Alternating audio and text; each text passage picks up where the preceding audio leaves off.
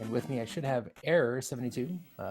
Two, He's also one, a go. very, very good runner of Zelda 2.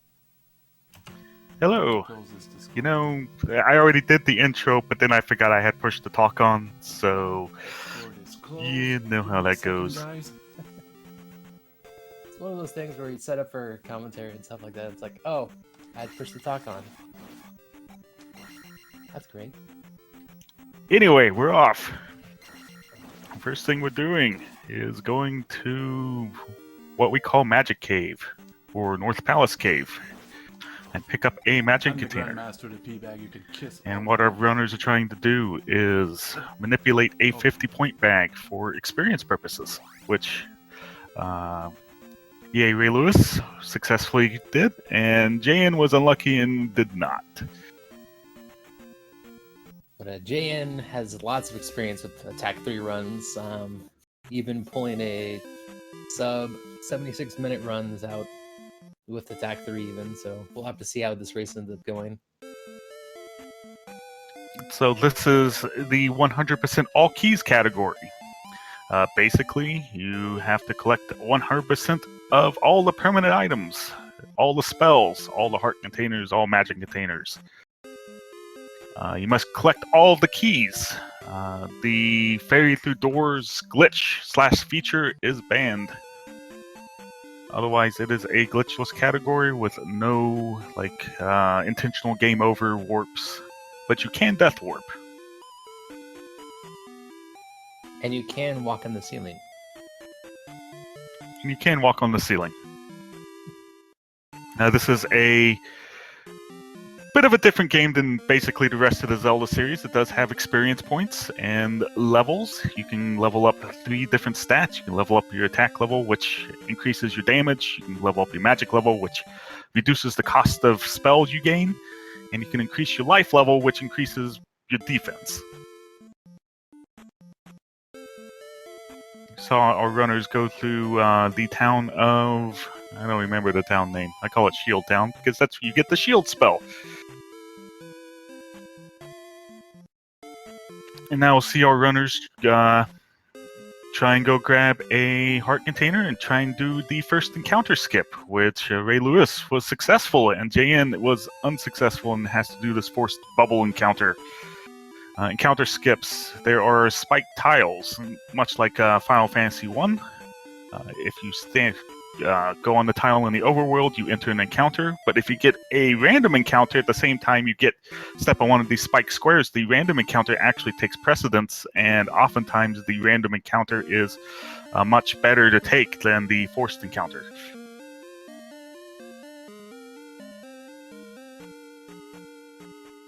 Yeah, and as you can see in Zelda 2, lots of them are a lot longer. Since you saw Ray Lewis get the forced overworld encounter, or not the non-forced overworld encounter, there's only a few seconds, but as you can see, the bubble encounter giving him a decent amount of lead here early on.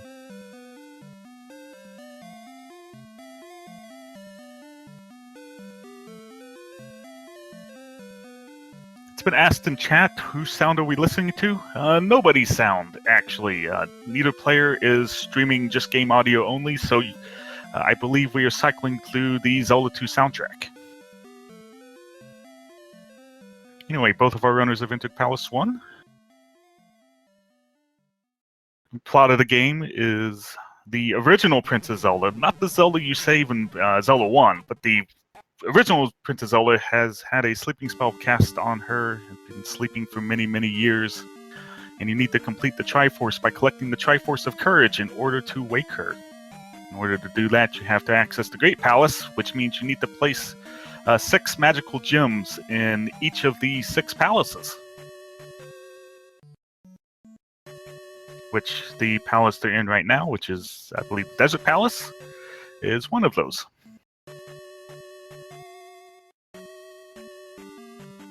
The goal here is to complete the palace, and also, since it's a 100% category, collect the item, which is the candle.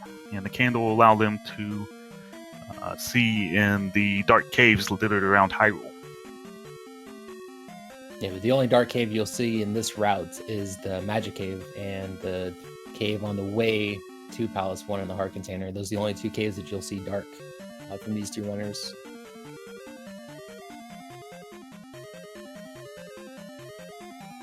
There are other routes and other categories as well as this one where you can take Death Mountain. You can do that all in the dark, or as well as just not even picking up the candle in other categories. So it makes the game a lot harder to be able to do.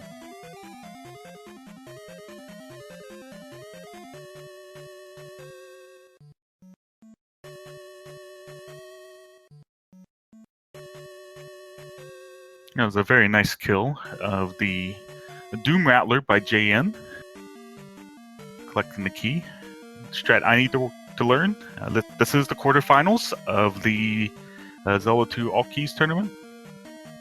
The winner of this match advances to the semifinals to play me. So I'm very interested in seeing who actually wins this.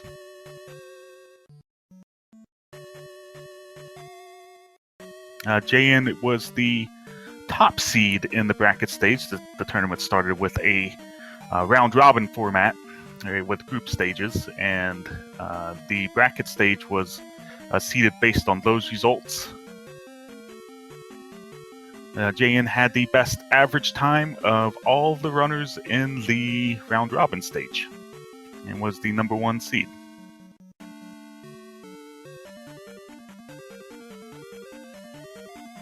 I believe last year, Error, you got knocked out by a dude, though, correct? I got knocked out by both of them? No, wait. Last year, I got, knocked out by Dude. Because Dude knocked me out to the losers bracket. And then I actually beat JN in the losers finals. And then Dude just, finished me off in the grand finals. Yeah, I can remember if that was the first year that you faced them both, or the last year. I believe this is the second All Keys tournament we've had. Second? No, this is the third. Yeah, this is the third year, because the first year was when we had the losers bracket. Last year we didn't.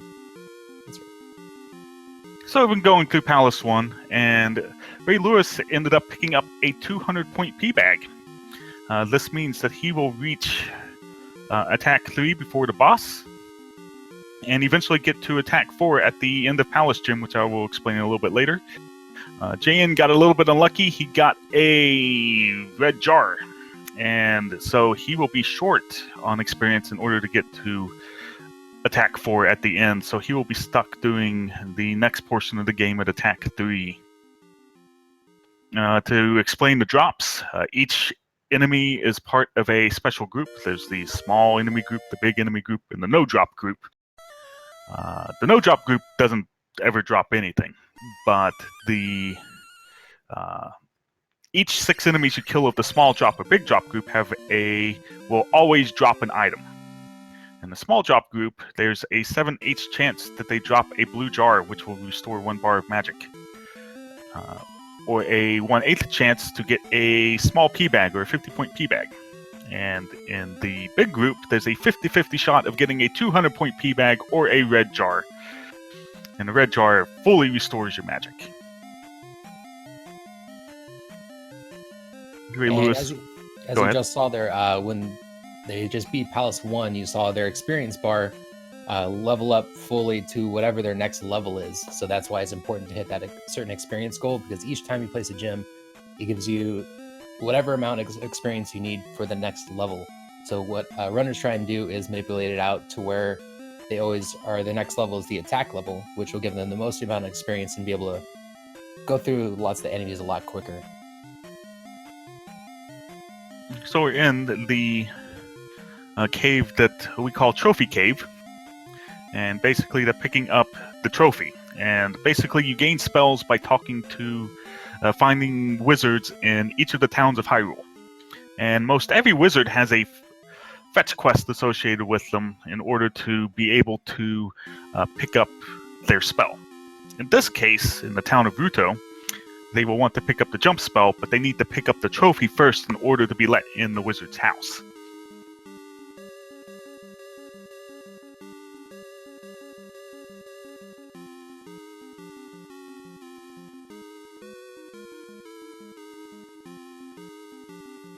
The jump spell is, as it says on the tin, lets you jump very high.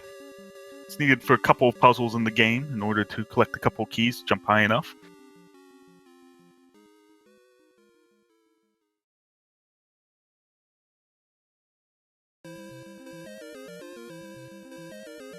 In chat mentioning, just like in real life, most wizards have quests for you.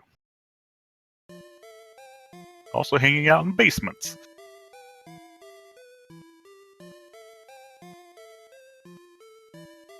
But now both of our runners have picked up the jump spell, so now they will be on their way to Death Mountain. This portion of the game in a casual playthrough is fairly non-linear. You have basically two choices. You have you can either go directly to the second palace, which is the Swamp Palace, or you can choose to go to Death Mountain first. And Death Mountain contains an eye. Well, if we see our runners go to Death Mountain first, because it's actually quite a bit faster. It locks a whole bunch of stuff. Go to Death Mountain, pick up the hammer, which will allow them to break rocks and cut down trees. But that's still a little ways away. But going to Death Mountain first just makes a lot of the things later on in the game much easier. And this area of the game is one of the first areas where you're going to see both runners try and do a little bit of overworld manipulation and not get any counters on the walk to Bagu. Both runners failing the first little encounter manipulation and getting that first encounter, so they'll have a rather hard walk to Bagu. Hopefully not get 3 or 4 encounters, but we'll have to see. This is one of the areas that you'll see races a lot of times start evening out or see other people get leads just because of the sheer number of encounters in the game. You basically visit a man in a house hidden in the forest. This will allow them to actually enter Death Mountain. The guy's name is Bagu. Gives you a note to show to the Riverman.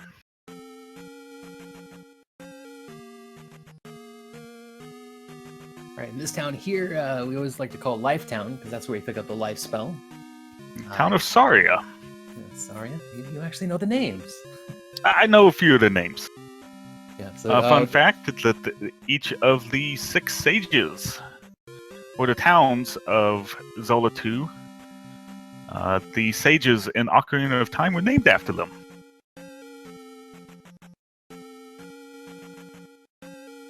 Anyway. The quest for this spell is just easily picking up a lost mirror, which is in an abandoned shack on the next screen. You find the lost mirror, return it to the lady, and she introduces you to the next wizard of this town to give you the life spell. Life spell restores 3 bars of health when cast. Pretty handy.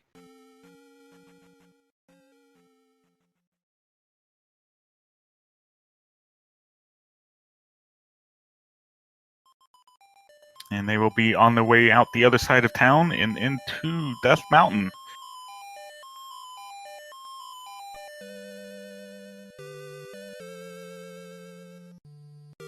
This is where you turn in the notes from that you got from Bagu. The Riverman just says, "Oh, you know Bagu? Then I can help you cross," and he'll build a whole entire bridge for you to cross. I know Bagu. Crazy old man in forest. Bagu, of course, Aer's brother in the lore.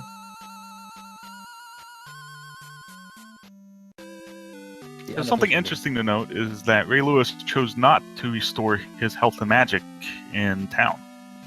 And this is because when you level up, if you level up life or magic, you also get a full refill of the stat you leveled up. Which he just leveled up magic, and thus he filled his magic bar. Saves just a couple of seconds in town from having to talk to the magic and healer lady. Yeah, you see lots of runners, they'll end up talking to the magic lady just to make sure they get full health, because there are lots of bots and other enemies that will like to do damage to you in Death Mountain that you can't control, and especially when you're not getting magic level ups or life level ups like Jan most likely won't, you will end up having to take a little bit of damage unless you have a perfect RNG. But you'll see both these runners probably take some hits.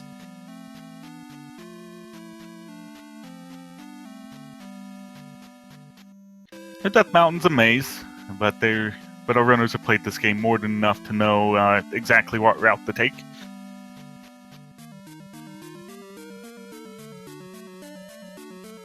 You can see Ray Lewis's advantage of having a higher attack level.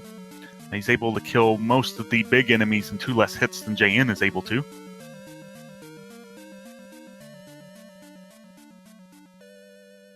Specifically, with Attack 3, Link's Sword does 4 damage, and Attack 4, Link's Sword does 6 damage.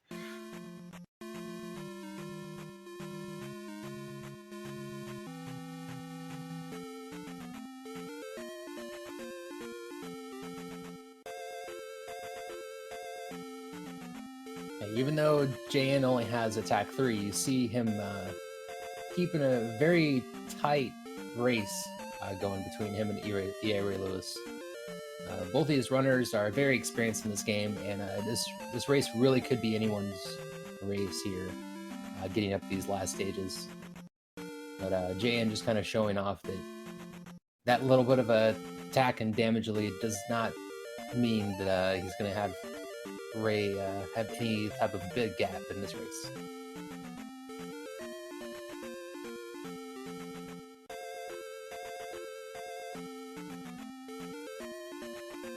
So they've reached the end of Death Mountain. Went to Spectacle Rock, which contains the hammer, which, as I mentioned earlier, allows you to break rocks and cut down trees on the overworld. Don't ask me how a hammer can cut down a tree. Well, if you look at the sprite very carefully, it almost looks like it has maybe an axe head on the back of it. But it could just be, the type of hammer and being an older hammer. But we do know in lots of different games, you could just swing a hammer and knock down a tree as well. That's true.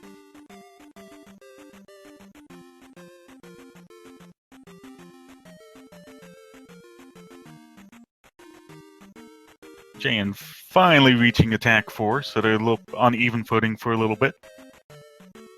One thing to keep note of is the experience count still.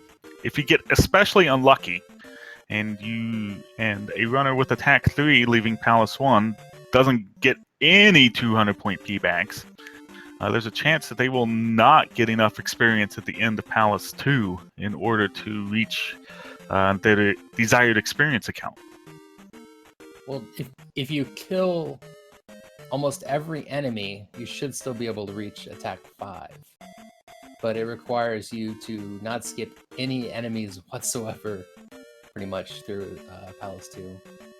I think we've seen JN even do that during a race. One of the tournaments, JN actually got red jars all the way up to Palace 5, which is basically the longest you could go is just off of large drops. It's basically all red jars from all the large drops, all the way up to Palace 5 is the longest we've ever seen. And you can still manage to get the leveling, it's just it takes a lot more killing of enemies. So it ends up eating a lot of time.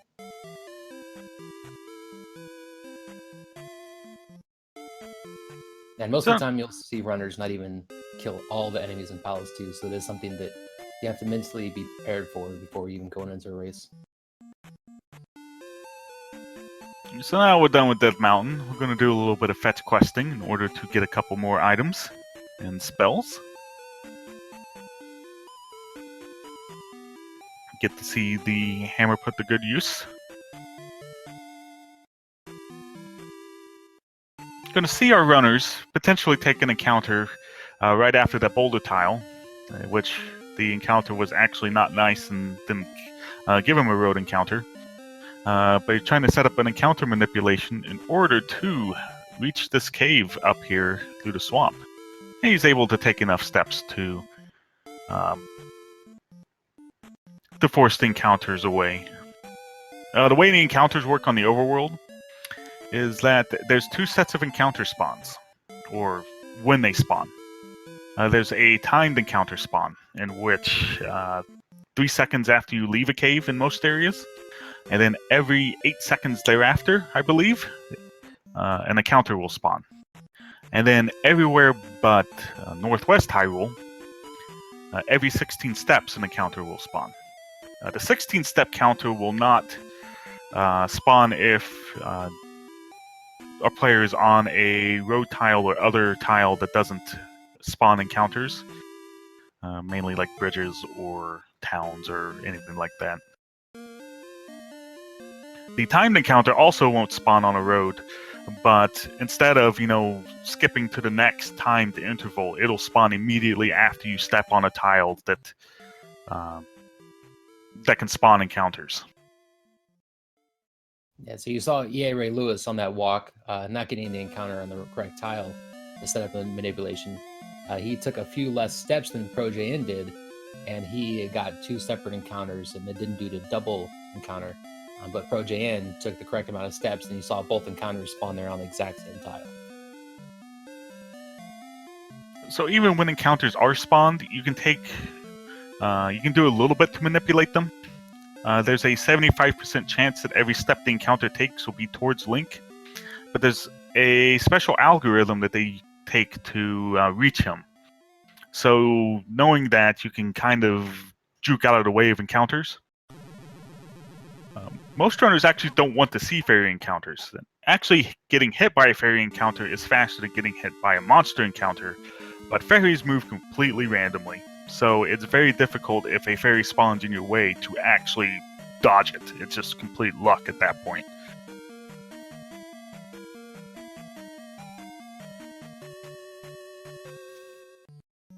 Anyway, they're in a town I don't remember the name of, but there's a couple of things to pick up here. Both runners just picked up the downstab technique. When they jump, they can hold the D-pad down and they can stick their sword out from under them.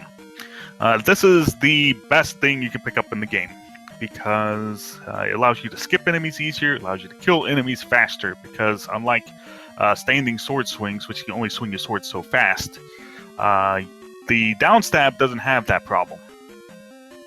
So we'll see a couple of quick kills of enemies just using the downstab technique. The second thing they pick up is the fairy spell. And that was because they had just gone to a cave that contained medicine for a sick child. And once you give the medicine to his mom or grandma, it lets you in and you can get the spell. Fairy is the most broken spell in the game. Unfortunately, this is a mostly glitchless category and such. I won't be seeing many of the glitches that the fairy spell can do, but there's quite a few time saves that can still happen with the spell that we'll see.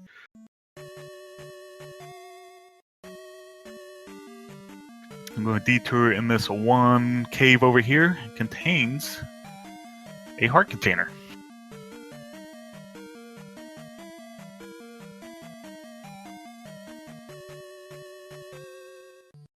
Jayan did get a 200-point P-bag, so he should be okay on experience now. He'll still need to kill most things in Palace 2, but he's no longer at risk of coming up short.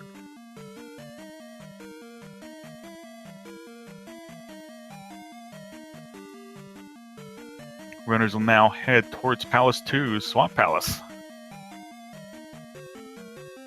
Now, Swamp Tiles, the Link's movement is halved. But the monster spawns are not, so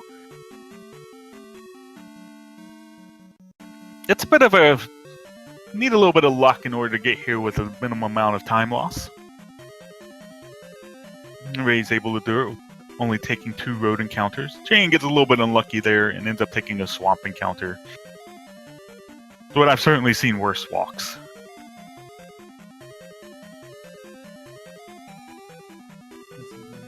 In Palace 2, the Swamp Palace, you'll see them pick up the item in this palace is the glove. The glove will allow you to break blocks, so it is actually a required item in all categories for Zelda 2. You'll see them being basically locked out of items as well as other rooms and advancement through palaces just because of the blocks in the way.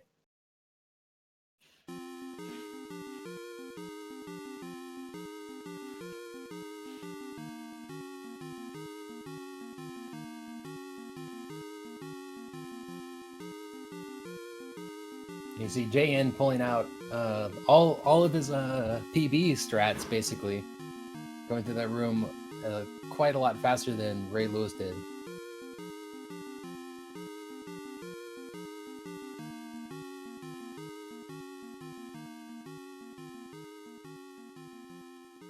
So I don't have either player's PB up, but I believe JN is one of 2 players with a sub 76-minute time. There may be 3 players now, but So, that'd be fun.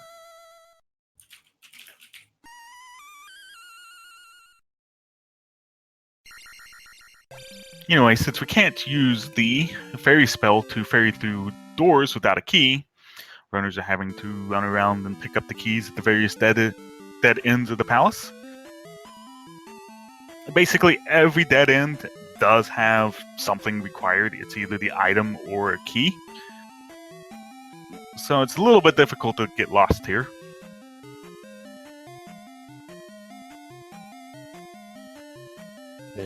There's 5 players with a PB. It's under 76 minutes, but the only people who've gotten it in races are JN and Sympathy. So JN earlier in this tournament even got a 1:15.14, which is 10 seconds off of his PB. So JN can definitely pull out a race here that only one other person can beat, and that'd be Simple Dude. So.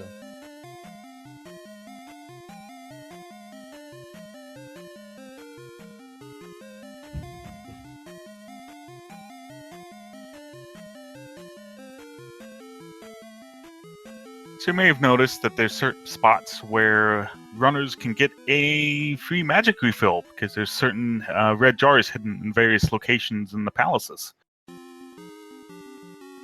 That won't always be the case. But in palaces 1, 2, and 5, every single spot that can spawn a red jar will contain a red jar.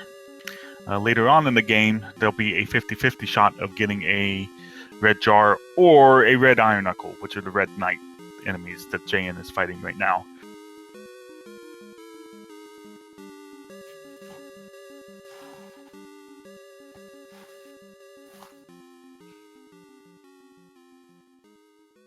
And we saw Ray Lewis just not too long ago use the fairy spell to pick up the item. And what this does is that when you pick up an item with the fairy spell, you don't have to wait for the fanfare to finish. So usually you have to spend a couple of seconds while Link proudly shows the item up over his head. But the fairy spell completely skips all of that. It does not work in the original Japanese version, which is the Famicom Disk System version, which you needed to actually use your sword to pick up all of these permanent items. Including the kid, which you'll see later in the game. You do have to pick up the kid with your sword. How that works, we don't know.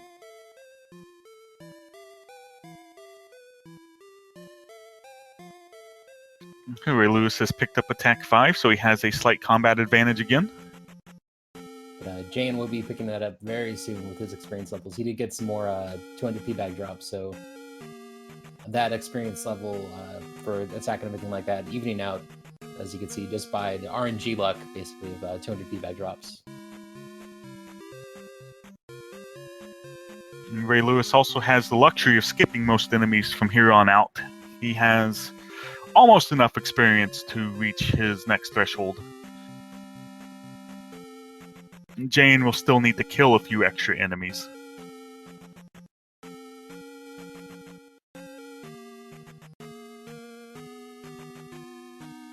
So the way the experience system works is that you can see in the upper right hand corner that there are 2 numbers. There's on JN's screen, it's 1801 out of 2000. Now Ray's screen is 274 out of 300. Whenever players reach that next experience threshold, they level up. But they can choose to skip the level up and try and go for the next experience threshold, as it costs a different amount for each of the 3 stats. And Ray Lewis just killed Helmet Head. Hope you didn't miss him.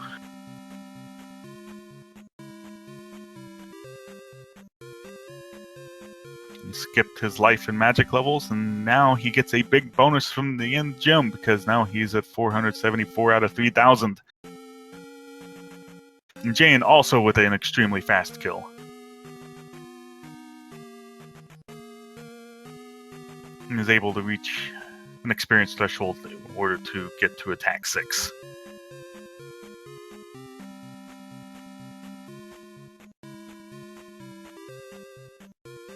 No fetch questing at this point. Going immediately to the next dungeon. Next palace, which is Palace 3, which is the Island Palace.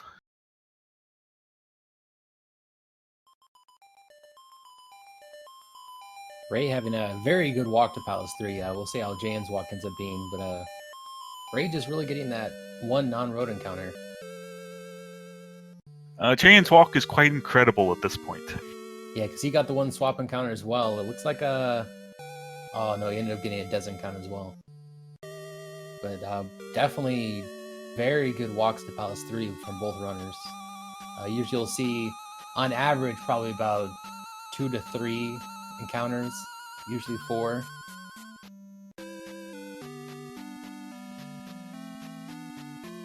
There's a hidden tunnel just in the graveyard south of King's Tomb. It'll take you to the Island Palace. Be the one reason to talk to Error in the game, because Error is actually the one that gives this hint. Yeah, I believe there's an NPC in the town that you pick up Fairy that tells you to go speak to Error about an island palace, or the exact line.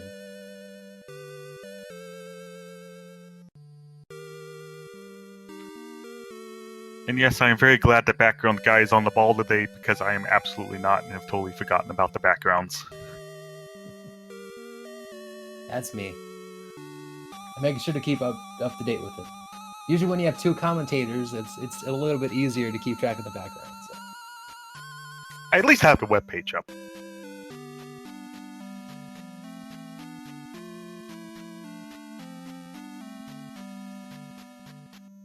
Anyway, the item of this palace is also a required item to beat the game in most categories. And you pick up the raft. And what the raft will allow runners to do is reach eastern part of Hyrule. Because by Fairy Town there is a dock.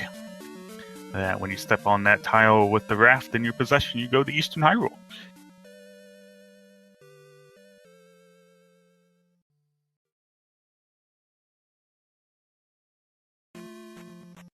Earaylewis in maybe the most dangerous room in the game.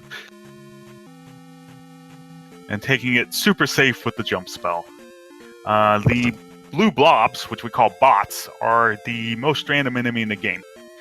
And it is incredibly easy to get knocked into the lava by jumping on the platforms there.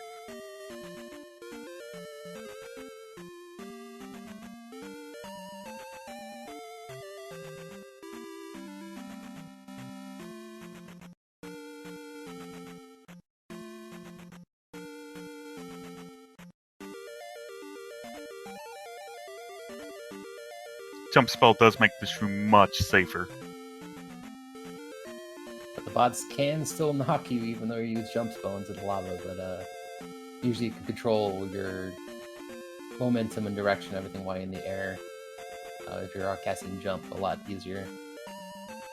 So, Lewis, not getting bots that troll you for Palace 2 or Palace 3. We'll have to end up seeing what happens with Projans here on the way back.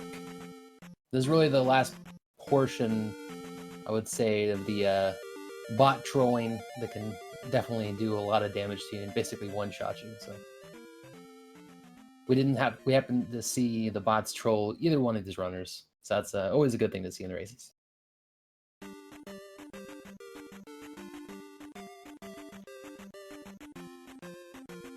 Ray making it through the most annoying room in the game quite easily.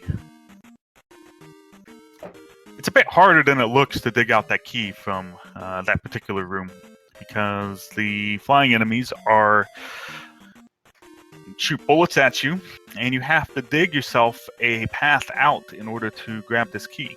And if you're out of magic, if you mess up the digging, it can take a long time to actually get out of there.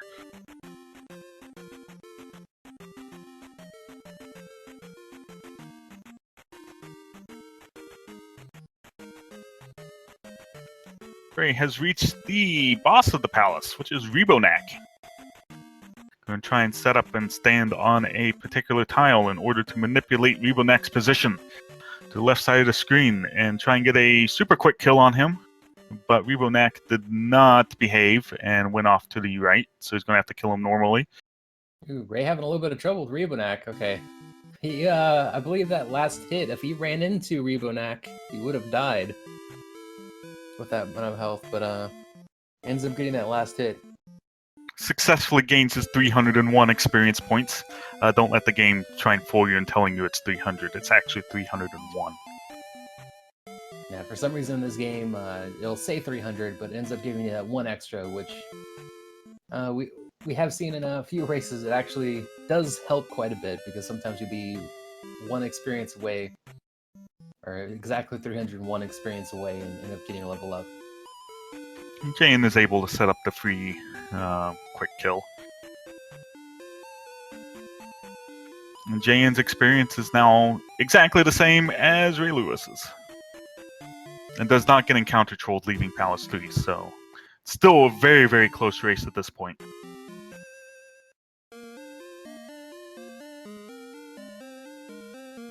So we're done with palaces for a little bit. We got a little bit of fetch questing to do.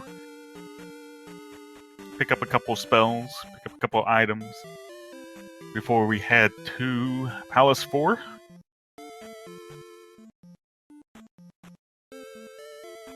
Trek to Eastern Hyrule.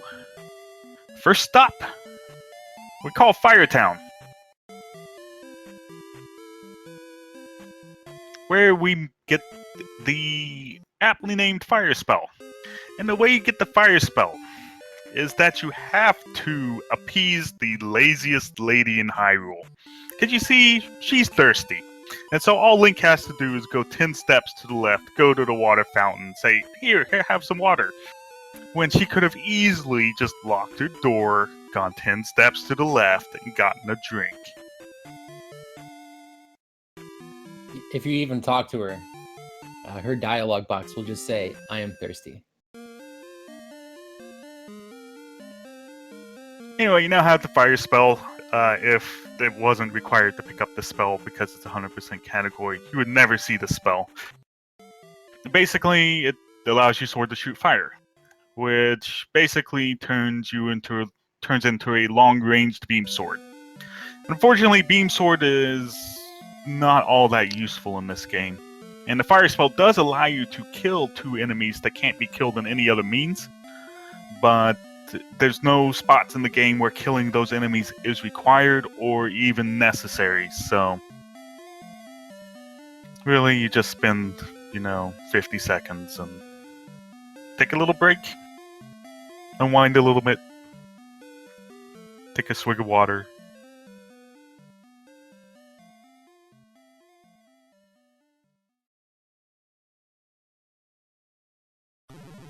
Our first visit to Maze Island. So what the game logic expects you to do is go to the town of Darunia and find out that, oh, there's a kidnapped child that's been taken to Maze Island. And so you go rescue the kidnapped child, which Earaylewis has successfully accomplished, and then go back to Darunia. Well, we do things a little bit out of order, save the kidnapped child. That way we don't have to make 2 trips back to town.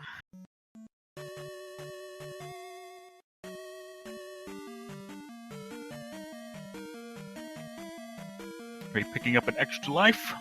Picked up one earlier after picking up the medicine, but this is a Zelda game that has extra lives. And Ray waited on purpose for the timed encounter to spawn. Turns out that depending on the tile you're standing on, the encounters will spawn either far away or close to you. And waiting there allows you to set up a manipulation in order to get an encounter on the spike tile. and able to skip a forced encounter, and he successfully skips both forced encounters on the way to Darunia. Ooh, I don't know if JN got that one. It didn't look like he did. Oh, he did. Okay. So he just barely got that first encounter skip. He gets the second one as well. There's a couple things we need out of Darunia. First thing we do is see Link enter a chimney. And he's going to pick up his second sword technique, which is the upstab technique. Not nearly as useful as downstab, but does have its uses in a couple spots. And both players using a very recent find in that it was thought for the longest time that you were not able to enter that chimney using the fairy spell. But it turns out that if you're ducking when you cast the fairy spell, you can actually go down the chimney as a fairy, instead of using unreliable jump strats in order to try and get up there quickly. Using jump is still slightly faster if you get the jump first try, but it requires basically a pixel perfect jump. Second thing we do is Link pulls the kid out of his backpack and says, "Hey, I rescued your kid." And you pick up the spell of the town, which is the Reflect spell. And Reflect will strengthen your shield, it'll allow you to block projectiles you can't normally block, which are like fireballs. But then also certain projectiles will get reflected back, and will be able to damage certain enemies that can't be damaged any other way. Yes, and you'll see that at the final boss of Palace 4, Karok, which is a big RNG thing that you'll end up seeing how long the boss fight will actually take. But you see, earaylewis not liking that first encounter, and just ends up walking through this first forced encounter. We'll see if he does the same thing with the second one. JN also not liking the encounter, so both getting similar RNG and both walking through that first forced encounter. So basically, they both decided that the encounters are far enough away, they weren't going to get close enough to get to the spike tile. now something else that you can do actually in this area that both runners did not do, you can just keep on walking back and forth, because like we talked about earlier, there's a timed encounter, and there's also the encounter with the amount of steps. So you can actually just keep on walking back and forth and spawn a second encounter within a second of that first timed encounter, if you just keep on taking non-stop steps. You see both these runners not going for that strategy. Jayan had a better walk back than Ray Lewis did. Jayan only got, I believe, one encounter, while Ray Lewis got 3, so really tightened up this race.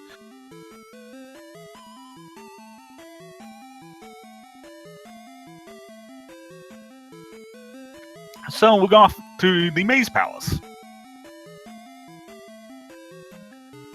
And Yeah, so that leaves only 7 seconds that Earaylewis has now.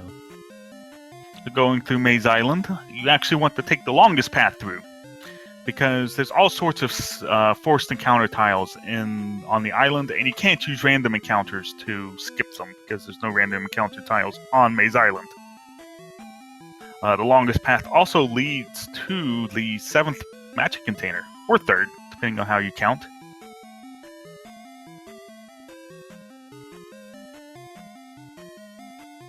And in glitchless playthroughs, you are actually required to pick up every single magic container, because it's not very well known, but you need as many magic containers as the position of the slot of the spell in order to pick it up. So our runners just picked up the Reflect spell, which is the 6th spell on the list. And you actually are required to have 6 magic containers in order to pick up the spell. Otherwise, the wizard says you are not ready. Come back later.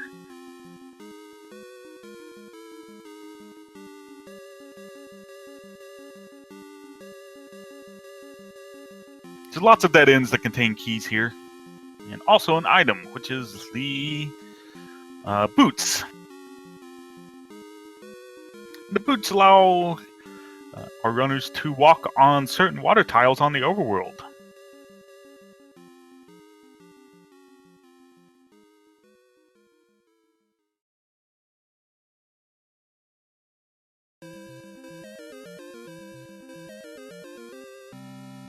Earaylewis and JN both taking a death abuse at basically the exact same time. You'll see lots of death abuses in this palace. It's a little bit faster after these dead ends. You just jump in the lava. That saves about 3 seconds. But secondly, when you die, it restores your health and magic. And you actually end up spending a lot of magic in this palace.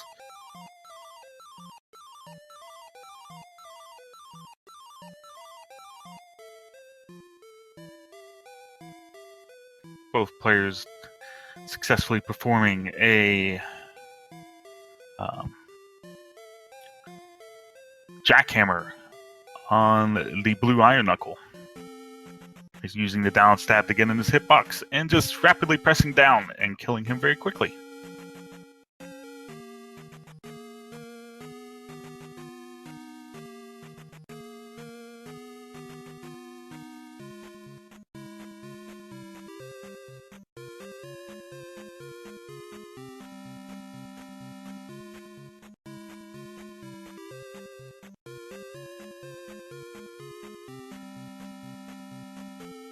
So a couple more keys to grab. Well, more than a couple. There's lots of keys in this palace.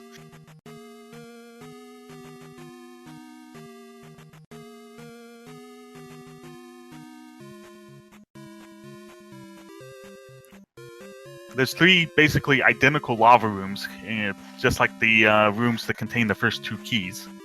There's also 2 of these block rooms. This room is basically functionally identical to the one we saw in Palace 3.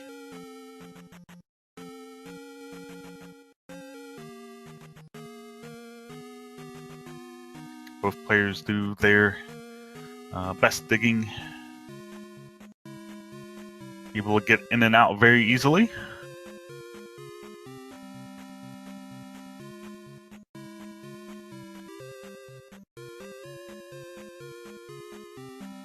The boss of this palace, which we'll get to in about probably a minute and a half, is Carrick. And basically he is a super wizrobe. And these enemies that, white enemies you see on our players' screens are wizrobes. And they fire shots at you. You can block with your shield, but there's no actual way to kill them other than casting the reflect spell and reflecting the shots back at them. Actually worth pretty good experience. But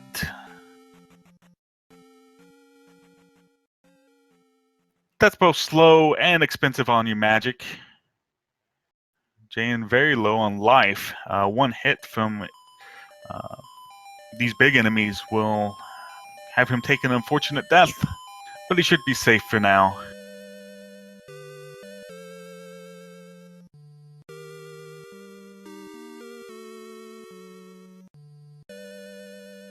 One more key to get, one more lava room to go.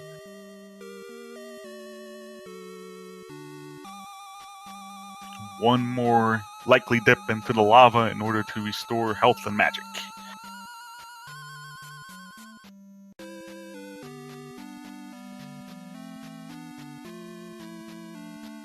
At Magic 3, the Reflect spell takes 5 bars of magic to cast, so using the jump spell for safety in these rooms wouldn't have enough magic to actually finish the palace and have to take a death anyway. Most of 2 to 3 lava rooms actually has a 50-50 shot of getting a red jar, but neither player decided to risk it. So sometimes the RNG, well, I was gonna say, you see the RNG just gave ProJam the lead just because of the placement of the wizrobe. So there's lots of RNG in this palace.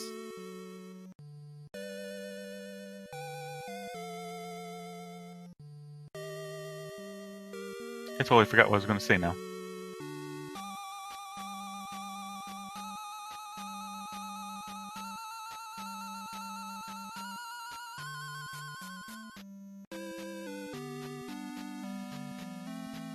So, we're going to be very quiet this next boss. Next boss requires intense concentration.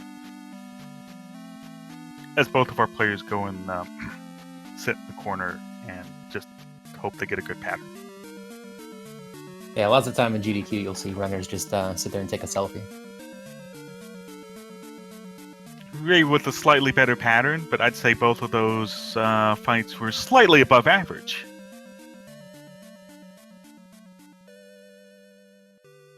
And just with that Karok fight, you see Ray Lewis pick up the lead again. So this Palace, because of just Karok RNG, that's easily just something that can determine a race, especially when it's this close. So we have a shift in strategy here. You can actually save a little bit of time if you select your next spell while the sound effect for the gem, which no one can hear, is playing. And we saw each player select a spell, and there's a room that normally requires the fairy spell, but there's a risky strat that will save you about 10 to 15 seconds if you are able to complete the room with the jump spell instead of the fairy spell. And Ray queued up fairy immediately, and Jayan has queued up jump. Oh, Ray queued up jump too, I missed that. We're going to see eco key strats, and Ray completely whiffs. And Jayan is successful.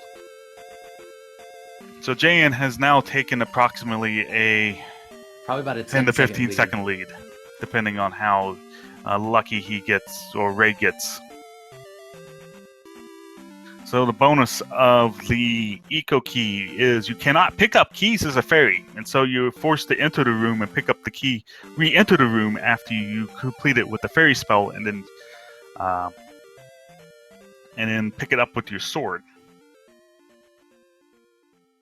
Jayan, being able to complete it with the jump spell, was not forced to re-enter the room.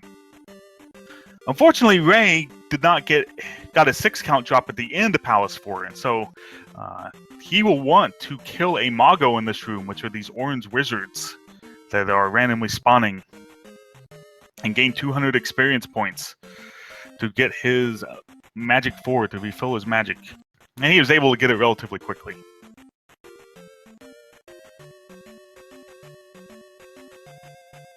And one of the advantages of actually getting Magic 4 so early is actually just the ability to cast the fairy spell here. As you see, he's just easily able to just use jump and then easily cast fairy right out. Huh. I might have to steal that next time I miss the eco key. That's another one of those new strats.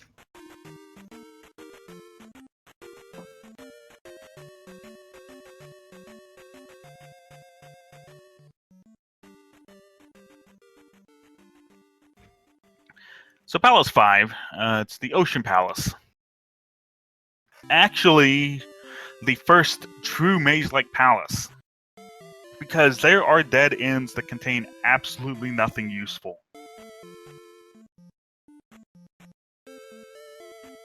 It also contains a false wall, which Jayan just walked through.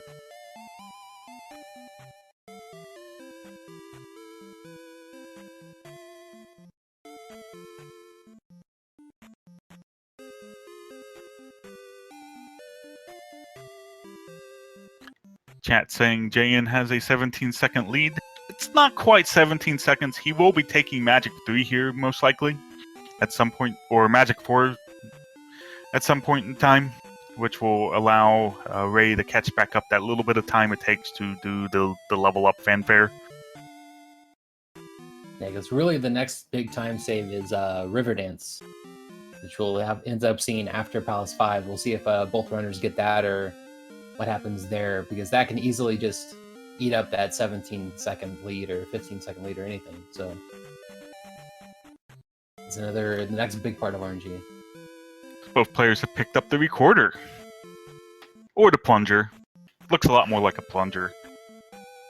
But what this... Close enough. But basically, what the plunger does is it allows you to flush the River Devil down the toilet. So you can reach the southeastern portion of Hyrule. It will also reveal the 6th and final normal palace, which is the Hidden Palace. Jayan does not get swag key. I'm more concerned with Ray's health.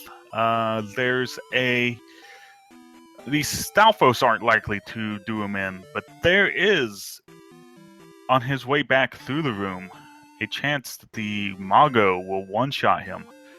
There is a hidden jar on the way back that will allow him to refill his magic and then thus cast the life spell. But there is definitely a non-zero chance that Ray gets bopped here and has an unfortunate setback. Ooh, and there's that Mako wanting to troll him, but Ray able to step back quickly enough to make sure he doesn't get hit. So I know I said earlier that Jane was likely to take Magic 4. He's probably not going to take Magic 4 in this palace at this point. Although he still will take a whole bunch of magic levels at some point. Yeah, Jayan lots of times will end up taking Life 4 and Magic 3. He will actually get Magic 7 while in Palace 6. He does a little bit different leveling strategy than most runners, but I believe he does sometimes will take Magic 4 in Palace 5. It depends on his mood.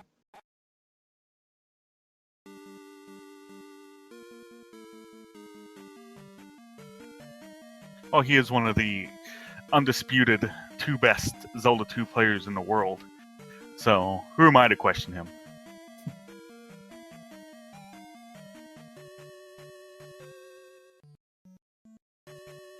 Ooh, Jayan missing the key there.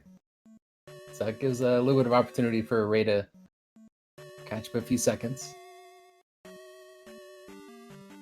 Nice high five. So we finally collected all the keys in this palace. So we're headed to the boss, which is Guma. Arguably the most dangerous boss in the game. Because in the speedrun routes, you want to keep your attack levels high, so our life levels are actually pretty low. And Guma does a massive amount of damage. But Jane's probably going to jackhammer him, so who am I joking about?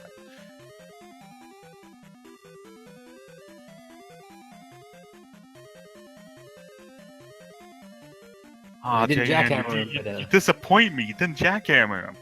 But that was still a very quick, clean kill, so... Quick, clean, flawless. We'll see if Ray goes for the jackhammer. Nope. Doesn't even try for it. But still also a very quick, clean kill.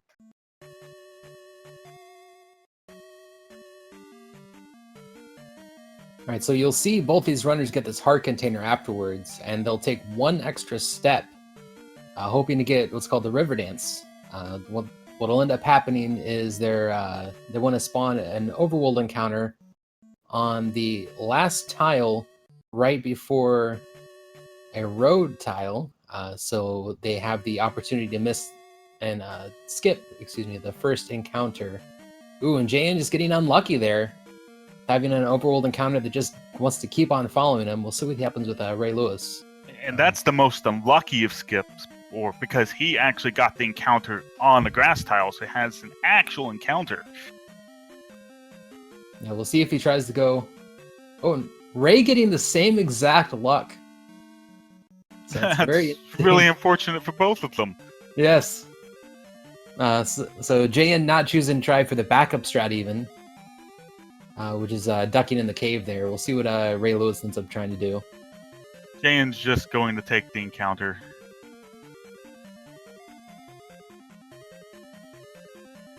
Looks like Ray Lewis is trying to do the same thing, but he actually may be. Nope, the encounter just does not want to. But Ray trying to get the skip here. Waiting for the timed encounter to spawn again. Oh, and he ends up mistiming it. Had the encounter cooperate the second time it spawned, but mistimed actually getting hit there, so... Yeah, so it's definitely unfortunate for both runners there. The alternative strategy is that cave you saw just to the right. They could have, after that first encounter, made their way to that cave, walked right into it, and then walked over to the River Devil and gotten an encounter there as well. But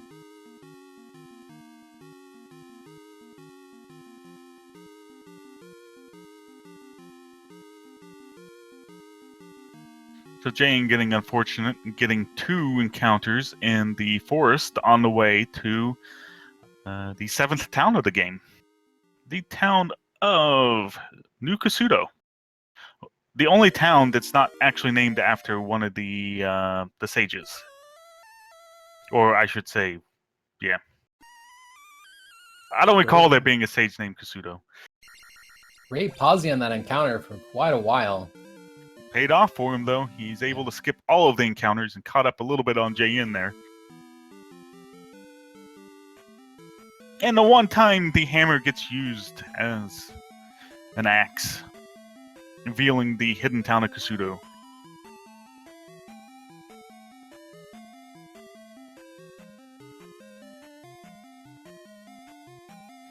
So there's actually 3 items to pick up in this town. Or 3 things. The first one that Jane's about to pick up right now is the spell aptly called Spell. And in most cases, it turns most enemies into bots. But also has a hidden use at the end of town.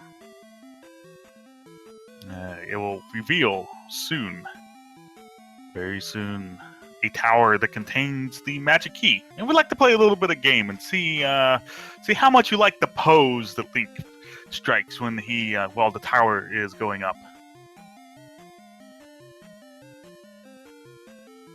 I think that was pretty good. I think I'll give that one an 8 out of 10.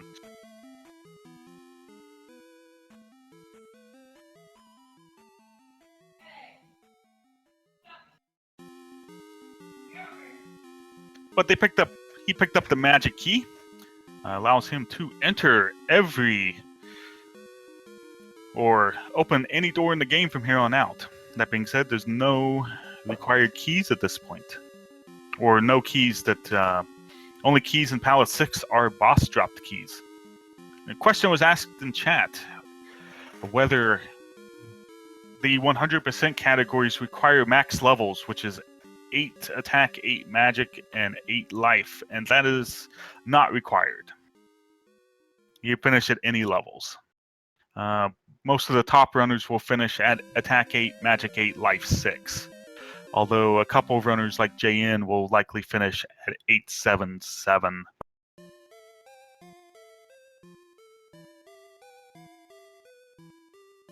One more item to pick up in this town, which is the magic container, which you can only get if the previous magic containers have been found.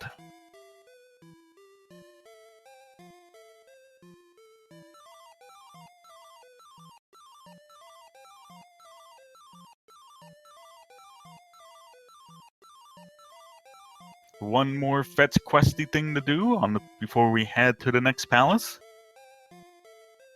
There's the final heart container. It is found on the beach, pretty close to the palace. Jayan successfully getting heart skip. A little bit unfortunate, kind of making fun of runners that end up getting specific, spiked tile skips that are actually beneficial to actually be in the spiked tile, in this case the heart container. And Ray with the incredible walk to the heart container, no encounters whatsoever, caught up a ton of time on JN. This is very close. Yeah, JN getting 2 encounters, Ray Lewis getting 0. So very much is anyone's race. So, just like every other palace, there's an item to pick up here, and you get the cross. And what the cross will allow you to do, is that there are certain enemies in the end game that are invisible, completely invisible, unless you have the cross, which will reveal them. Yeah, specifically the blue MOAs and the purple MOAs, which you'll see directly after this. out.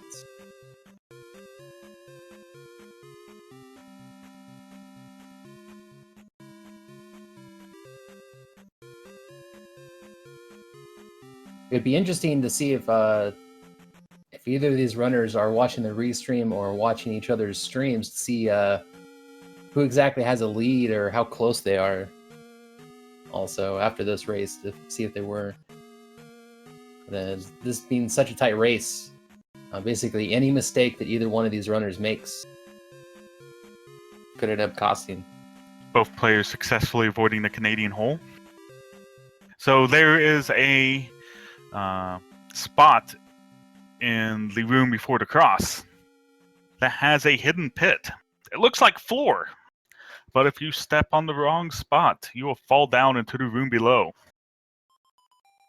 And that costs quite a bit of time.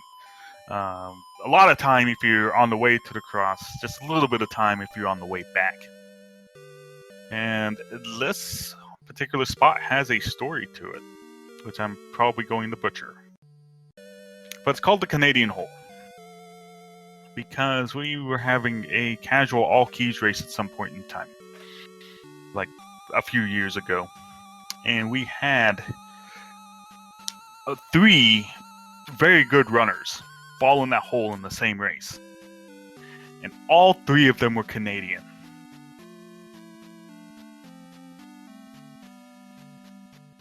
And from that day forward, became known as the Canadian Hole.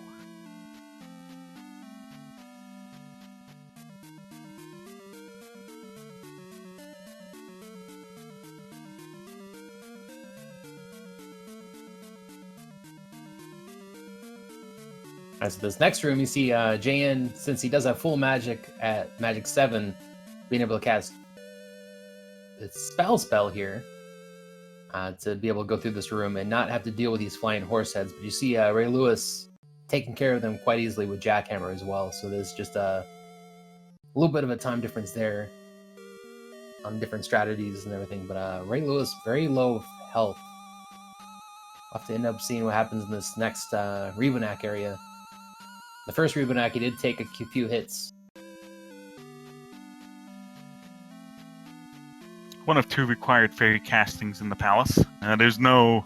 I'd love to see a task try and get across by, somehow bouncing on the bubbles with attack 1. But... Yeah, apparently there have been some people that have done tasks and trying to damage boost and like downstab boost and everything on those flying bubbles, but no one's been able to do it as of yet. Alright, and JN taking care of that second Rebonak. And we'll see how Ray Lewis ends up doing. Again, very low of life. Ooh, ends up taking 1 hit. Cutting it close.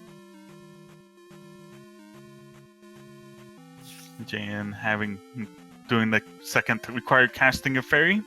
About to reach the boss, which is Barba. Some people may call this I'm going to butcher the name, but it's Volvagia. Yeah. And JN successfully performing the jackhammer. You saw him. You can actually manipulate him or her to spawn on the very right side of the screen if you do not stop when you enter the room. And Ray Lewis also successfully getting the jackhammer. He fell off there for the last hit at a time where if he got hit by those fireballs, he would end up dying. But he ends up dodging those fireballs and making it past. So this is where you'll see the difference in leveling here. JN looking to take 877 leveling. Ray Lewis taking Magic 7 here on this bridge to be able to get full magic. And then he will end up trying to get an exact amount of experience, getting Magic 8 as late as possible in the last palace of the game. So one final spell to get. I can give you most powerful magic. And we have the Thunder spell.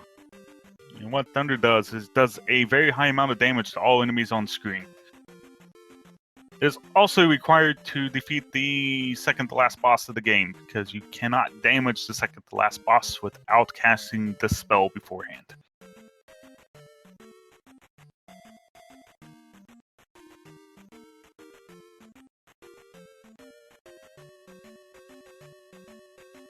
I'm glad the developers were nice and put the old man without needing a fetch quest. Besides having all 8 magic containers, because it is the final spell. But in the very first room in town.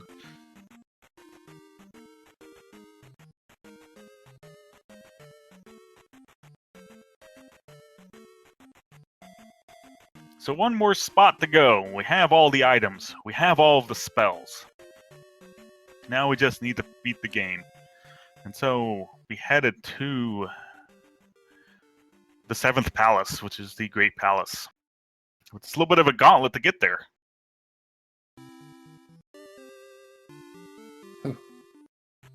He was getting a bad encounter for that, trying to get that first skip there, but ends up showing patience, just getting it. There's a bunch of different spiked tiles. So our runners will be trying to set up random encounters, because actually doing the standard encounter is extremely dangerous.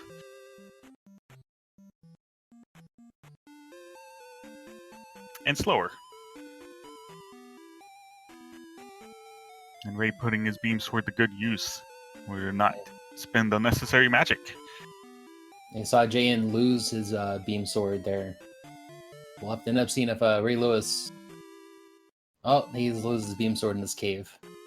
His magic level is really good right now, though, so if he needs to cast a fairy or spell in order to make the final skip safer, then he'll be okay. Yeah.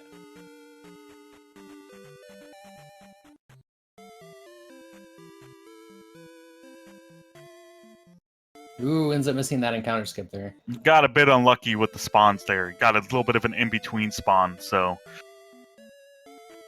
lost a little bit of time.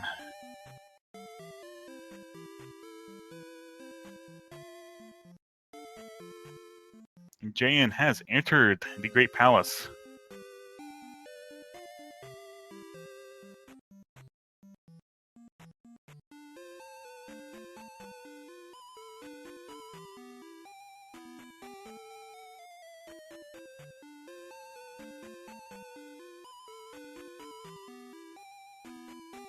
Great Palace. A few things to know. Extremely maze-like. Tons of dead ends. Very, very large. Very, very difficult enemies. And finally, there's no large group enemies here.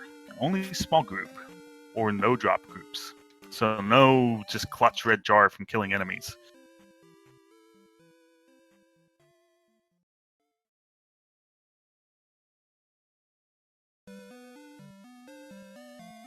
Neither runner trying to do the alt route.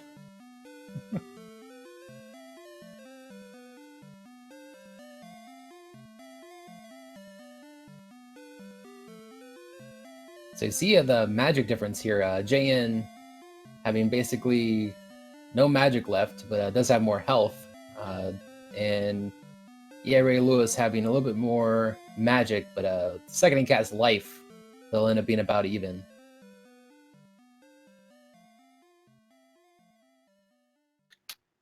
So notice Ray's experience. He's at just short of 6,000 experience points needed for his Magic 8. He's going to try to not take a death abuse here.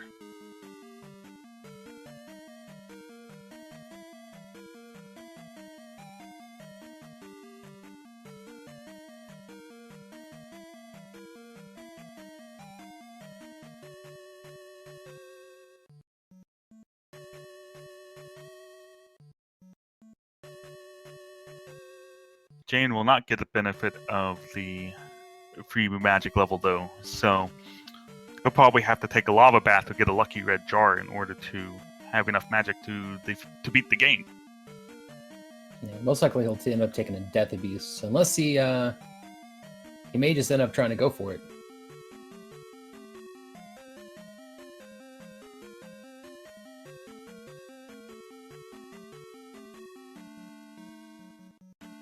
There is one more spot to try and grab a magical jar, but that's a pretty big risk because it's still just a 50-50.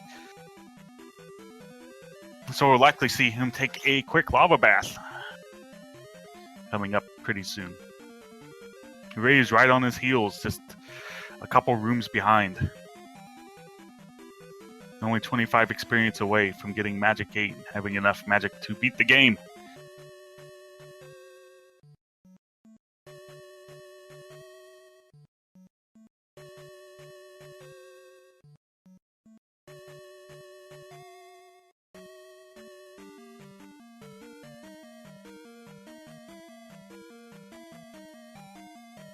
All right, you'll see Jayan taking a lava bath here, and then he'll make his way to Thunderbird, the penultimate boss of the game.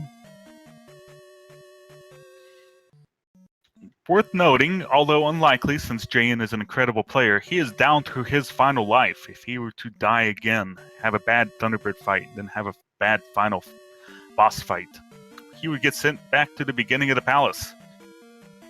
And only at Magic 7 will not have the crutch that is the Reflect spell in order to block Thunderbird's fireballs. It also makes your hitbox a little smaller for a Thunderbird, but Jayan showing off. Jayan with the cheater strats and, well, not cheating, but having an incredible Thunderbird kill there. Yeah, doing that, showing off that one cycle, basically right there. You basically can't do it any better than that. No. There's only 2 runners that I've even seen do that really on a consistent basis, and that's Simple Dude and Pro Jayan here. So, final fight, which is Dark Link, which is normally basically the hardest fight of the game, but you can stand in the corner and basically time your sword hits and have a very, very super clean fight, which Jayan just did, and he has finished. definitely GG to Pro Jayan, finishing off just under 77 minutes. Ray Lewis is going to finish off not too far behind.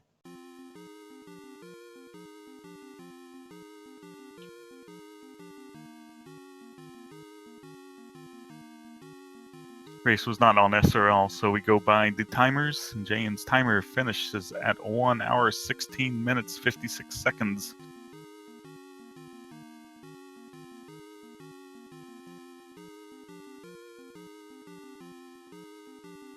Ray also with a strong Dark Link fight, and finishes at the time of 1 hour 17 minutes 43 seconds.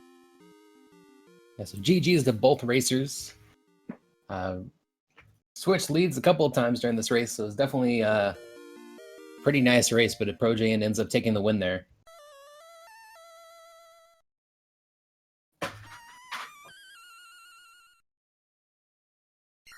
have a chance. Jayan finished past my PB. Yeah, so all you need to do is get a PB during this race, Aaron, which you finishing close to your PB isn't unheard of course. Maybe I should, actually practice. I'm scared. If you practice, you might PB. I know. That's the scary part. They're, of course, famous for saying that if he gets knocked out of the top 10, he will come back to Zelda 2. So if anyone here wants to start learning Zelda 2 and knock Air out of the top 10, you'll force him to come back and play the game. And for what it's worth, I am actually 10th in the standings now. Yes. With a PB that I believe used to actually be world record, and now it's 10th.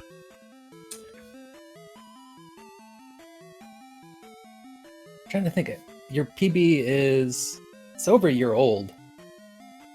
My PB is probably 2 years old at this point. Well, is it actually that run that? Because I want to see you PB'd after you had world record, didn't you? Yeah. You're probably right. Because I know for a while the world record was above 77 minutes, but I don't remember at this point. It's been so long. I just remember at one point in time I had world record and now I'm 10th. Yeah. But anyway, in the near future, I will be setting up a race against Pro Jayan, and you get to see more Zelda 2 action.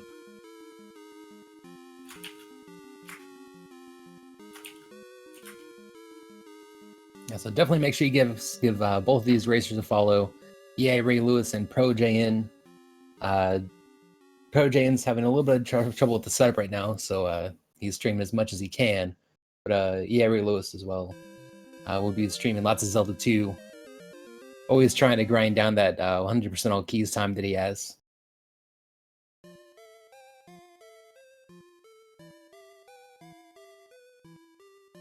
So I don't believe either of these racers will want to do a post-race interview. I have to end up seeing.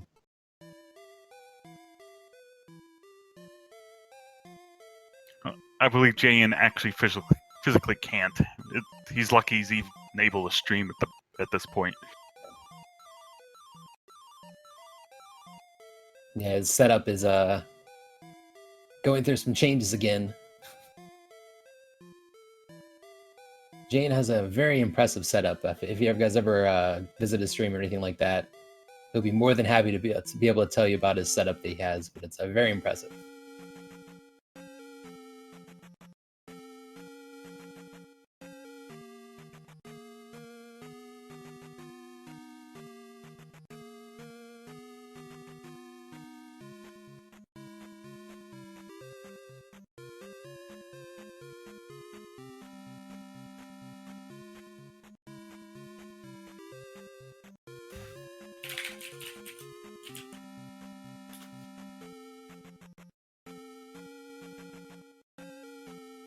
I do believe it is indeed unlikely that we'll be getting either runner for an interview, so is there anything else you'd like to add, John Wayne? Well, I just want to say thank you, Aaron, for joining me on this commentary. I know it's late for you because you got work and everything like that, so thank you for joining me tonight. Not that late. It's 8 o'clock. I am an old man, though, but not quite that old. We're both getting up there in age.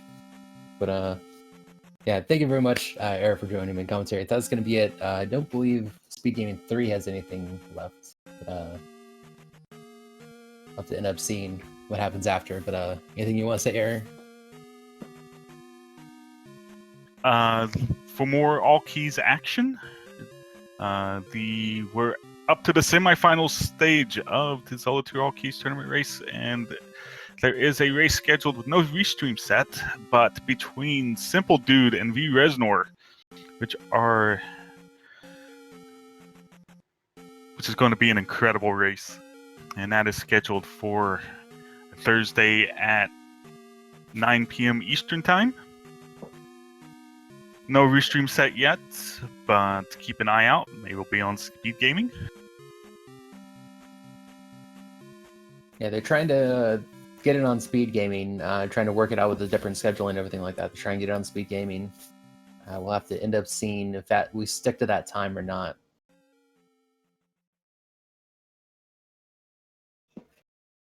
And actually on Speed Gaming 3 coming up in 5 minutes, I believe we are having a Final Fantasy VI Kefka at Narsh race.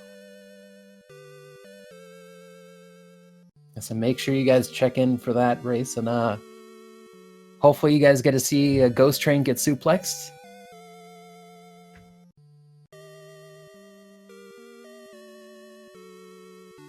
Disqualify any runner who doesn't.